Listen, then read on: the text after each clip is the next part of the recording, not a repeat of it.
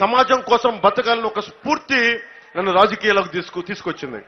కన్నబాబు లాంటి డొక్కు స్కూటర్లో తిరిగే కన్నబాబు మా దగ్గరకు వచ్చి ఈ రోజున నేను ఆశయం కోసం నిలబడి నలిగిపోయాను. దశాబ్దంగా నేను నలిగిపోయా.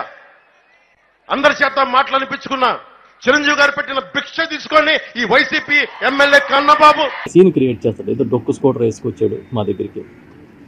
మేము చేతులు కట్టుకుని అతని దగ్గర నిలబడినట్టు, ఇలా రాయా అంటే మేము పరిగెట్టుకుని వచ్చినట్టుగా అతను సీన్ క్రియేట్ అయ్యి టీంలో పనిచేయడానికి రాజకీయంగా ఆయన పార్టీ పెట్టినప్పుడు ఆయన ఆహ్వానం మేరకు టీంలో పనిచేయడానికి వెళ్ళాను నేను.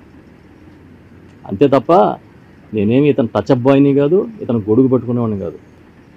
నా వరకు చూస్తే ఆ రోజు నువ్వు చిరంజీవి గారి తమ్ముడివి, పార్టీలో నువ్వు కూడా పనిచేస్తున్నావు ఆ రోజు.